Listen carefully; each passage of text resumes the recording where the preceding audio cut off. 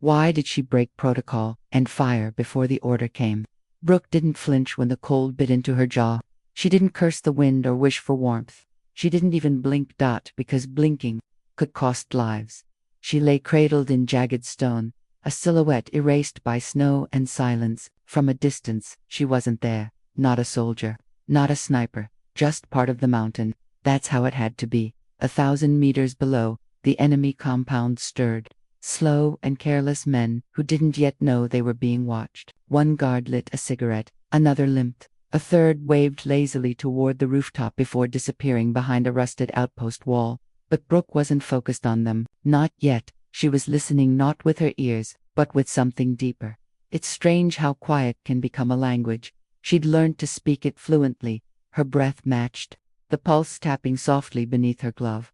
100.0 BPM, steady as ever. She didn't need to look at her sensor. She could feel it. She'd trained for this. More than that, she'd become this. And now she waited, still, unseen, but not idle, because there was a storm coming.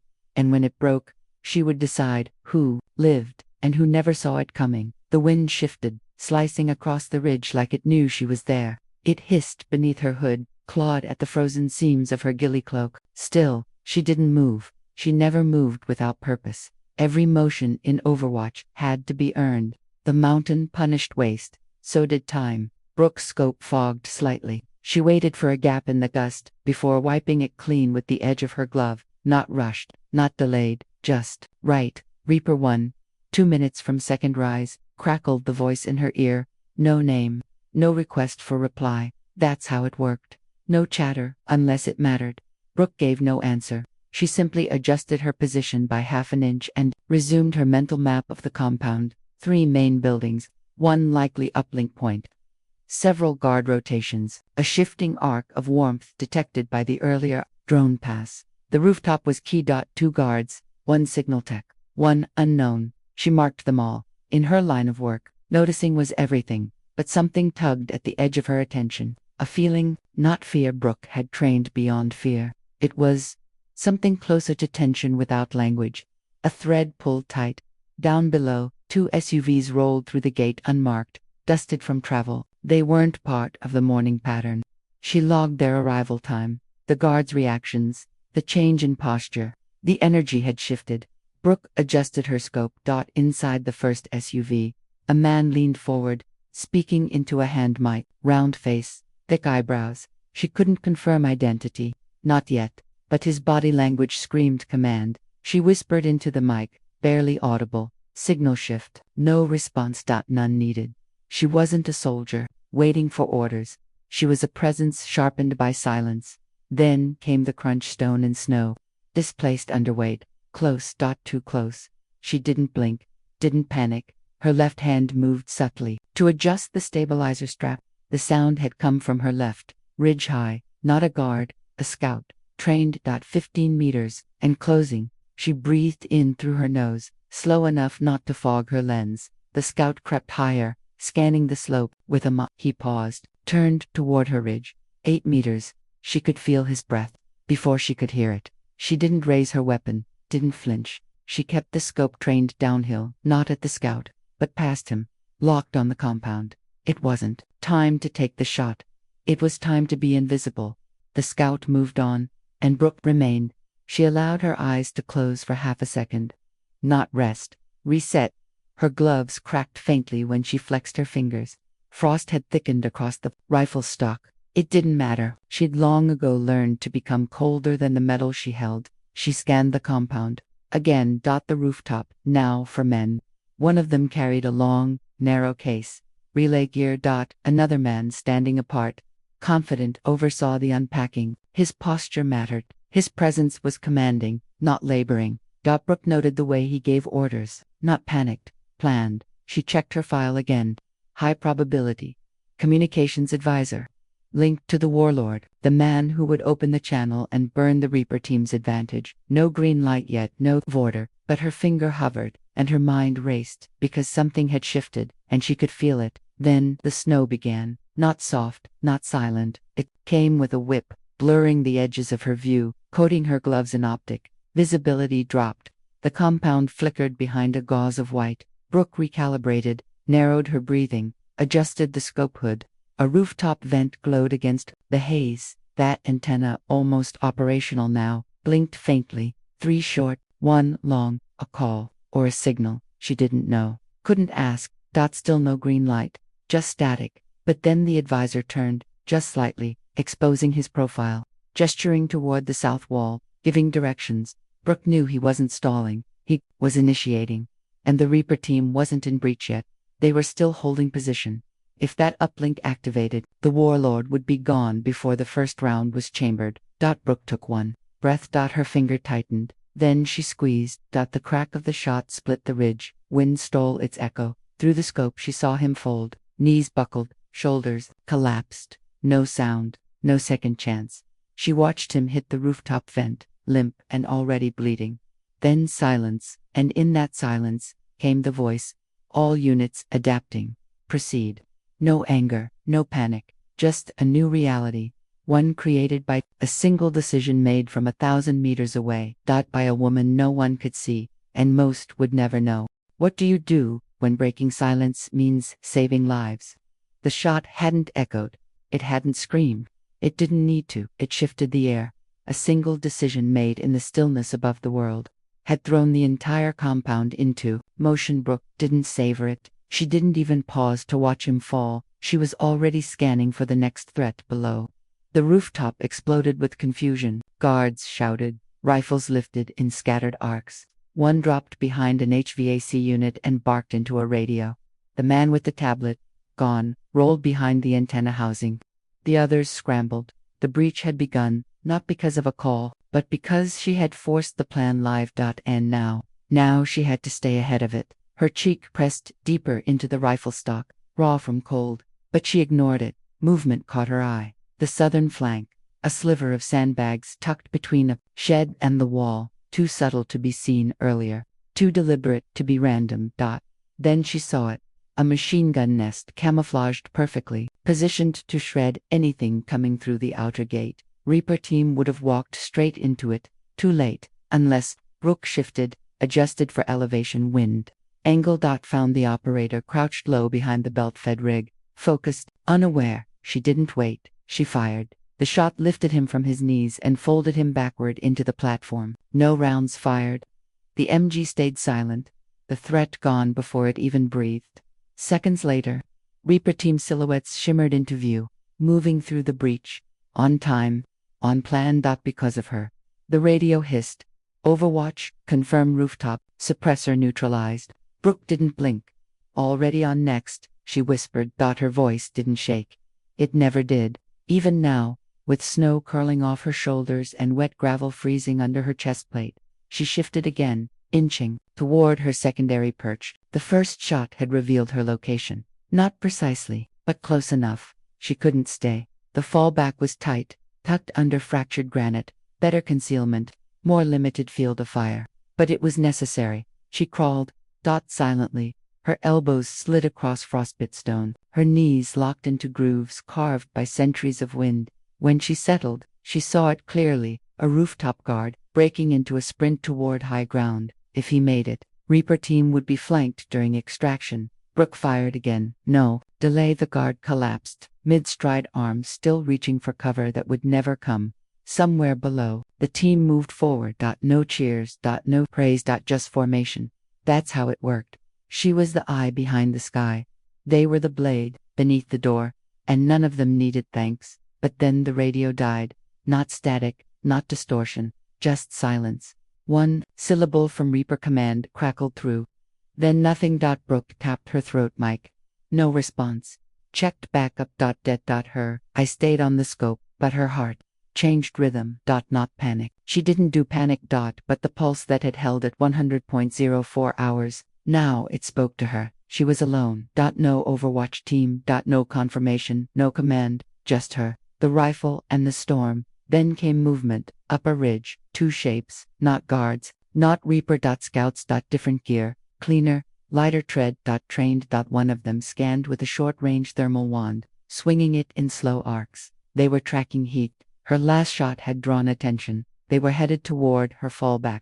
She had minutes, maybe less. She double-checked her concealment, sling masked, scope lens shielded, heat wrapped beneath the foil mesh. Still, nothing was perfect. The scouts closed in. 20 meters, then 15. One knelt, inspecting a depression in the snow, her first position. He looked uphill, toward her. Brooke stilled every breath, every muscle. She began counting his inhales by the steam rising from his collar. 4 seconds. In, 2, out. He stood, moved again. 10 meters. The younger scout flanked right, weapon drawn. They were searching like she would, not lazy, not random, predictive. Brooke's fingers hovered near the trigger. Clean exit, line of sight, wind steady. But she didn't fire. Not yet, because if she did, more would follow. And Reaper still hadn't checked in. 8 meters. 6. The lead scout tilted his head, scanning the rock line she hid behind. He stepped forward, over her position. His boot landed inches from her elbow. She didn't breathe, didn't twitch. The second scout paused beside her, looked back downslope. No sign of alarm. Then they turned, descended. 1 breath, then 2, then a minute. Only then did Brooke blink again. Her hands trembled faintly, not from fear but from restraint. The cold had crystallized along her gloves. Her scope pad was frozen to her cheek. Still, she stayed. The warlord hadn't moved. The antenna blinked its code 3 short, 1 long, still seeking. Reaper was silent.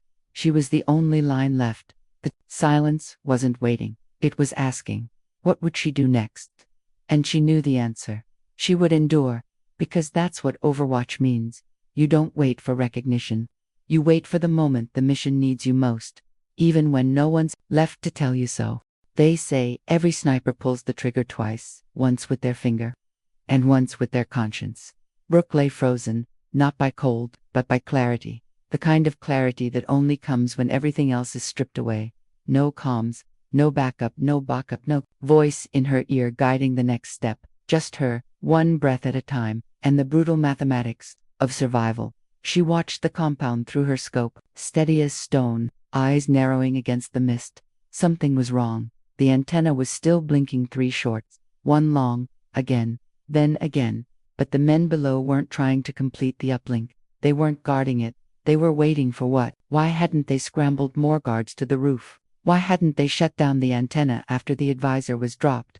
Brooke replayed the movements in her mind, like flicking through frames of a film she'd already memorized. That it didn't add up, unless they wanted Reaper to breach, unless it was never about keeping them out, but luring them in, a trap. That it was the only thing that made sense. And if she was right, Reaper team was walking into a killing floor.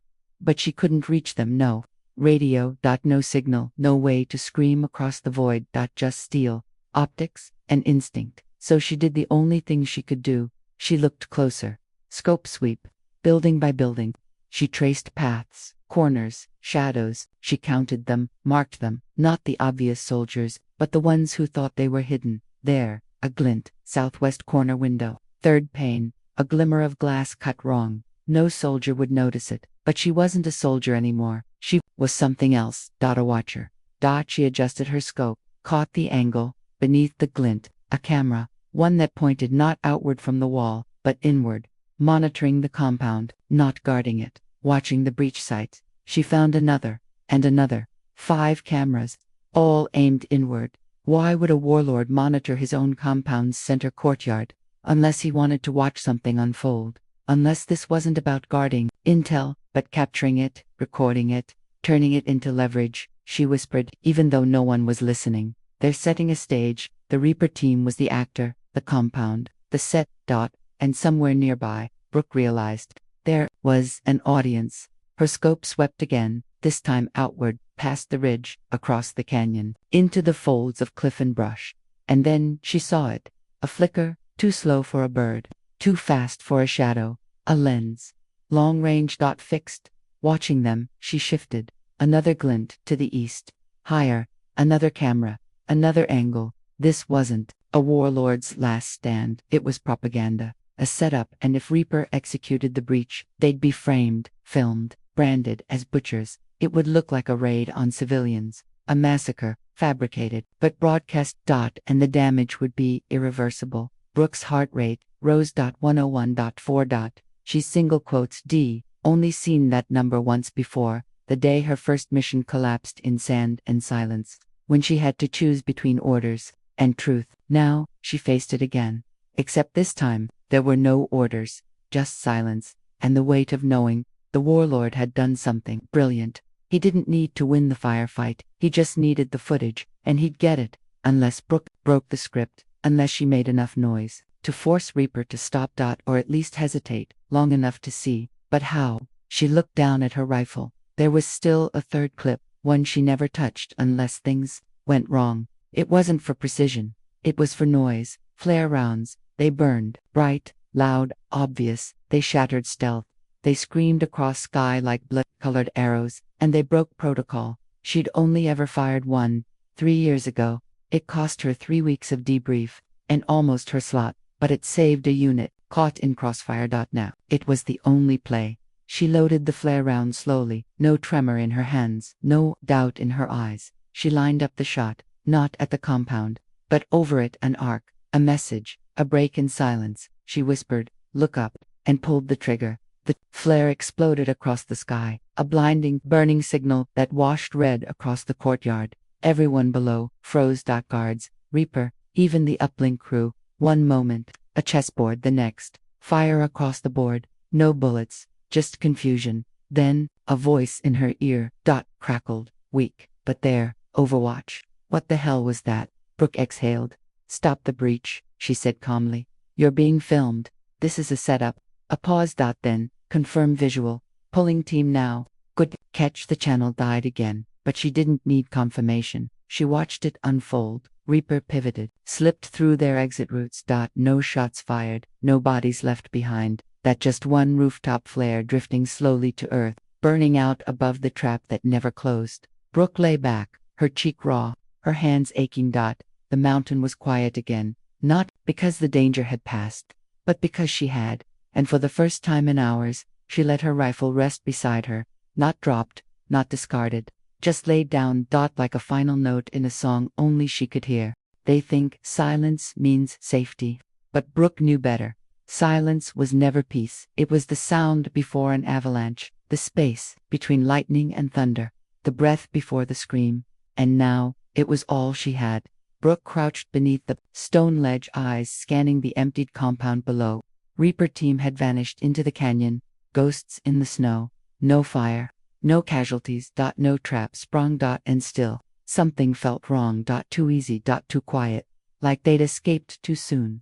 Her scope glinted as she shifted westward, tracking residual movement. The rooftop guards had fallen back, the antenna had stopped blinking, but Brooke's instincts wouldn't let go. Something was still here, something unseen. And then, it happened, a ripple in the feed, a new signal, not from the rooftop, not from inside the compound. It was above her. Brooke froze, tilted her head slowly, a faint whine distant, mechanical, high-pitched drone. Not Reapers, not military issue, civilian build, retrofitted, cloaked, hovering low. She rolled sideways, slipping, under a stone outcrop just as the drone passed overhead. Its lens swiveled, red light blinking like a heartbeat. Then it turned, and scanned the ridge where she'd fired from minutes ago. It lingered, then lifted, and vanished into the clouds. Brooke exhaled, not relief, confirmation. She was being hunted. This wasn't over. The warlord hadn't lost.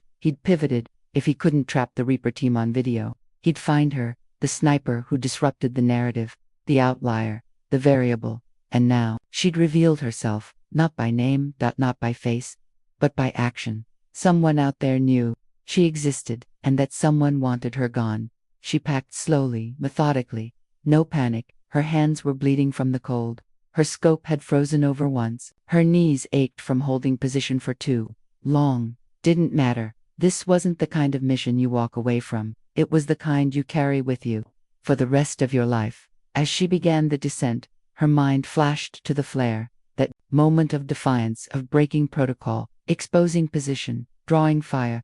It saved Reaper, but it marked her, and in this game, one exposure was all it took. She moved along the cliff face, careful with every step. The snow had turned to sleet now, heavier, thicker, coating the world in ghost-white layers. then a click. Metal. Not hers. Below. She froze instantly, back pressed to the rock, ears wide.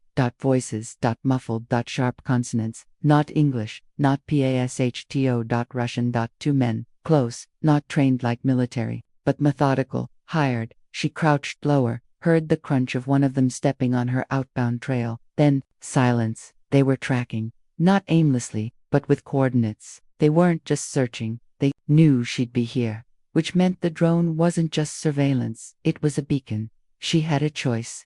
Double back. Extend the climb. Lose them in terrain, or face them. She ran the variables in her head. How long till dark? 40 minutes. How far to exfil? Too far. How many rounds left? 4. Only 2 armor. Piercing. One flare. One hollow. She whispered. 2 men. Close range. Rock channel. No cover. Her breath frosted the air. She reached for her sidearm. Then, she waited. The first man appeared around the bend, rifle loose, but ready, scanning ahead. Brooke didn't give him time to speak. She fired once, center mass. He collapsed before his partner, even saw her. The second man dropped to a crouch, screamed something into a throat mic, and returned fire blindly. The bullet scraped stone inches from her face. Brooke slid down behind the ridge. Calm. She could hear him advancing now. Fast, angry, untrained. He shouted again, louder. She waited. Let him get close. Closer. Then she rolled, aimed low, and squeezed. The second man crumpled against the ridge wall, rifle clattering from his grip. It was over in less than 20 seconds, but Brooke stayed still for a full 2 minutes more, pulse returning, ears wide, listening for a third. There was none. Not yet. She retrieved the mic from the first man's throat. Still, Actus still transmitting. She held it to her lips. Paused, then said only 2 words, "Tell him," and crushed it under her boot. The warlord would know. She wasn't a ghost. She wasn't just a shot from the shadows. She had a voice. And now, a warning. She resumed her descent, slower now, every nerve alert, but this time, not alone in silence. This time, she was heard, and she knew what that meant. They wouldn't stop. Not now. Not ever. Because, the moment she pulled that flare trigger, she didn't just save the team, she became the story. Some killers work in the dark, but Brooke, she was the dark, until she lit the sky. Now the shadows had eyes. She moved like vapor down the mountain's edge, each footstep melting into the ridge. The snowfall was thinner here, and the cliff edge gave little margin for error. One slip, and her body would vanish into a ravine no one ever mapped. But Brooke wasn't afraid of the fall, she was afraid of what came behind her. The drone was gone, but its echo lingered in her head, like the hum of a struck bell, not just surveillance. It had painted her. And when those 2 men showed up, not militia. Contractors. Imported. Which meant the warlord had reached. Money. Connections. He wasn't cornered, he was connected. This was bigger than a compound. Bigger than one sniper. And the moment she fired that flare, she lit the fuse. Her comms were still mostly dead, static, and broken syllables. But in one crackle of noise, a name made it through. Watcher 1. Returned to gravel. Repeat, Watcher 1, gravel.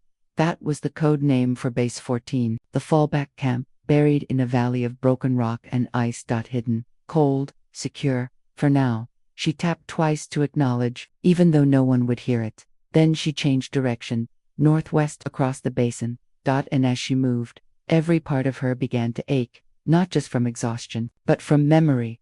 Gravel Base was more than fallback. It was where they put the ones they didn't trust. The silent, the damaged, the ones who saw too much and said too little. Brooke had been there before, once, after her last mission in Mosul, one where the cameras lied, and the brass believed the lie. And she took the fall to protect the ones who couldn't be named. They called it containment. She called it exile. And now, she was walking back into it. By the time she reached the basin, night had dropped hard. The stars above her were sharp and vicious. No moon, just dark ice and wind. Then, she saw it, a flicker in the rocks. 2 short blinks, then 1 long. The code. Gravel. Base. She approached with her weapon raised, breath shallow, fingers still trembling from the cold. A voice whispered through a slit in the rock. Password. She didn't hesitate. Night watch bleeds in silence. The rock groaned open. She stepped through. And the mountain swallowed her whole. Inside was warmth, barely, more like absence of death than comfort. But after 40 hours alone, It felt like air. There were 3 other operatives inside. None made eye contact, none asked questions. That's what gravel was for. Questions died here. So did noise. She was given a cot, a ration, a cup of water that tasted like rust and sand, and a chair in the comms room, just a concrete hole with a satellite relay and a flickering screen. She patched in, scrambled the signal, then she sent the message. Mission breached, compound abandoned, hostile narrative intercepted, flare deployed, Reaper exfil secured. A long pause, then text appeared. Confirmed, stand by for debrief. No, well done. No, copy that. No voice. Just the cold machinery of intel work. The kind where truth was measured not in praise, but in survival. Brooke leaned back, closed her eyes, and for a moment her body slumped with the weight of it all. The flare, the silence, the broken rules. The men she killed on the ridge. And most of all, the voice that never came back. Because she hadn't heard from Reaper since the exfil. Not really, no. Confirmation, no. Thank you, no thank you. No human voice saying, we made it because of you. And maybe that was the part that hurt more than frostbite or broken ribs. The aloneness of it all. Then the relay lit up again. One message, plain text, no signature, just 5 words. He knows what you did. Brooke stared. She didn't need to ask who he was. The warlord. The one she never saw. The one behind the trap. The one behind the drone. He knew, and now he'd come. She closed the console. Her jaw clenched, looked around at the others. In the bunker, they weren't comrades. They were shadows with guns, and she was the one who'd drawn fire. She whispered to herself, I broke the silence. Now I carry it, and she knew what was coming next. Not another mission. Another shot. A reckoning. Some bunkers are built to keep the world out. Others are built to keep the truth in. Gravel Base didn't have clocks. Time didn't pass here. It waited. Brooke sat on her cot. Boots still laced, rifle within reach. She hadn't slept.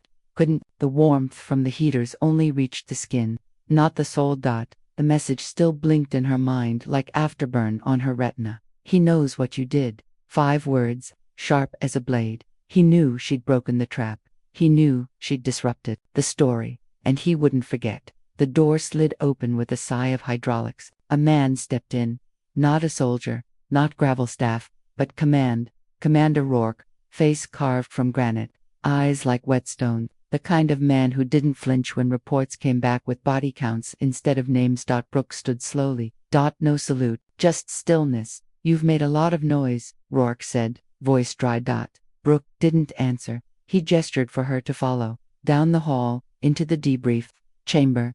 A room with no corners, no mirrors, just a table, 2 chairs, and a single light overhead that hummed like a lie waiting to be told. He slid a folder across the table. Inside, satellite images, the compound. Before, during, after, then flare burst. Bright red, burning. Next, freeze frames of her. Someone had caught it. The angle was blurry, obscured, but visible. She stared at it. A ghost with her shape, lit up by fire. Rourke tapped the image. This footage is circulating. Brooke said nothing. It's being framed as unauthorized engagement. Still silence. Rourke leaned forward. You realize what this means? Brooke looked up, voice flat. It means the truth got out. A pause. Then, and now someone wants it dead. Rourke studied her. Long, quiet. Then he said, there's chatter. Brooke raised an eyebrow. Contracts a beat on you. Her throat tightened. How many? 3. He sighed. So far. Not local. Not militia. High-end. Freelancers. The kind who don't miss. The kind who track their targets not by scent, but by decisions. One wrong step. One flicker of pattern, and they find you. They're calling you the flare, he added. Brooke blinked. Catchy. Not for your sake. The room darkened as the light dimmed overhead. A hum rolled through the walls. Signal. Encryption sinking again. Then Rourke dropped the real hit.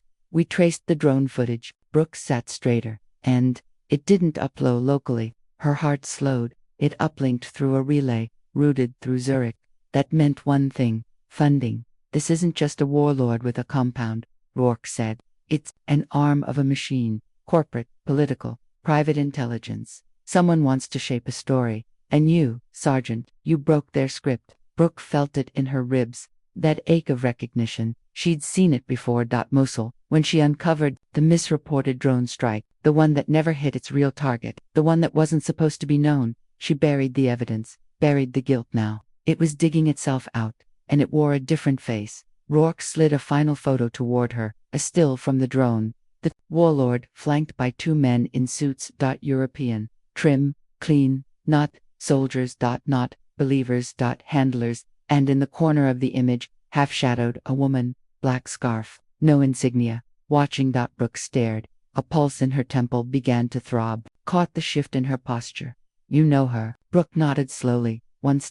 In Kandahar. She didn't have a name then either, but Brooke remembered her eyes, because they didn't blink. The commander stood. You've got two choices, he said. We pull you into blackout, a deep freeze, assignment, new identity, off the grid, you vanish. Brooke raised an eyebrow. And the other, you lean into it, become the weapon they're afraid of. A pause. But if you do, you'll never be unseen again. Brooke stared at the images, the flare, the suits, the woman with dead eyes. Her silence stretched long. Then she said, almost to herself, they wanted to frame Reaper, rewrite the truth. She looked up, voice sharp now. Then it's time, we wrote our own story. Rourke didn't smile, but he gave her a phone. Encrypted. Single line. This connects you to two people. One of them will give you an exit. The other will give you a war. She took it. Didn't ask which number was which. Didn't have to. That night, alone on the cot, she stared at the ceiling of gravel base, and for the first time in years, she didn't feel like a ghost. She felt like a fuse, lit, ready, and walking straight into the fire. They turned her into a ghost, but now she was the shadow chasing them. She left gravel base before dawn. No fanfare, no briefing, no backup, just the cold, humming silence of a base too afraid to admit they owed her. Brooke walked out the way she came in, with nothing but steel in her spine and the numbers in her hand. Two options: disappear, or burn everything down. She dialed the second. The voice that answered was familiar. Gravel, dry, controlled, but not military. Didn't think I'd hear from you again, he said. You said if I ever wanted to burn the house down. She replied, I've got the matches. He didn't hesitate. Zurich, he said. Financial node. Your flare pissed off more than warlords. They're scrubbing hard.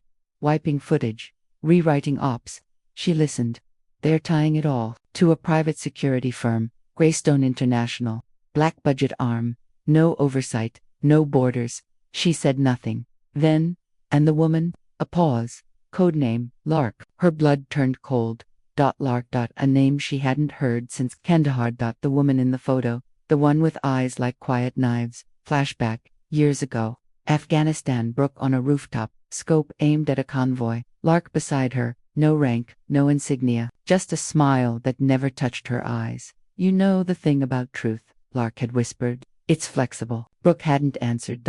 She had watched. Later that night. A village burned, but the footage showed only neutralized threats. She never saw Lark again. Until now. Present day. Brooke landed in Zurich under false papers. Greystone's headquarters rose like a blade above the skyline, chrome and shadows. No sign, no flags, just mirrored glass and a private rooftop helipad. She wasn't here for diplomacy. She was here to remind them what happens when you aim cameras at killers. Nightfall. Brooke moved like smoke, ducked through alleys, hacked the security relay through a side grid, bypassed facial recog with a hijacked subroutine she learned from a Mossad exile she once saved in Cyprus. It was all muscle memory now, but her heartbeat, that was real. This wasn't just mission work. This was vengeance, and guilt, and truth, all tangled together. She reached the 42nd floor undetected. Penthouse surveillance. Sweet screens glowed in the dark like eyes. A server pulsed in the center, humming with live backups. AI-enhanced filtering, automated story-writing software. She slid a flash drive in the flare. It said on the screen, footage of her, the flare shot, the aftermath, overlays of her face from different angles. They were building a myth, or maybe a warning, the story they were writing. It didn't end with her surviving. It ended with her dying in disgrace. Then, the door behind her opened. She didn't flinch, because she knew who it was. Lark. Same black scarf. Same flat eyes, only now, a pistol in hand. Didn't think you'd come in person, Lark said. Brooke turned slowly. I wanted you to see me. Unedited. A beat. You always did like clarity, Lark replied. They circled each other, like old predators who once shared the same kill. You lit the flare, Lark said. You broke the silence. Brooke nodded. You tried to rewrite a massacre. Lark smirked. I refined it. Then the gunfire came. But not from Lark. From outside, shouts, glass shattering, smoke, Reaper. They had tracked the same signal. They came not to rescue her, but to finish what she started. Chaos erupted. Brooke ducked. Lark fired, missed. Brooke closed the distance in seconds, tackled her, disarmed. But Lark fought, dirty elbow to the throat, knee to the gut, a knife from her boot. Brooke bled, but she didn't back down. She pressed the edge of her own blade to Lark's neck. Tell me, she growled, how much truth did they pay you to kill? Lark smiled through gritted teeth. Enough to sleep at night. Brooke leaned in. Then let's wake you up, and slammed her unconscious. The servers were still running. Reaper burst in. Smoke in their wake. Their commander saw Brooke. You shouldn't be here, he said. She looked him dead in the eyes. I'm why you're alive. He nodded. He knew, uploaded the footage, all of it, the truth, the trap, the flare, and the face of the woman who tried to rewrite a war. Greystone burned from the inside, and Brooke, she disappeared into the chaos. No medal, no press, just the truth, finally unedited. They erased her name, but not the signal she left behind. Somewhere in the Pyrenees, far from Zurich, far from gravel, far from anyone who once called her acid, a woman sat on the edge of a mountain. The wind blew harder here, not like the ridgelines she once crept across, weapon tight to shoulder, silence stitched into her bones. No, this silence was earned.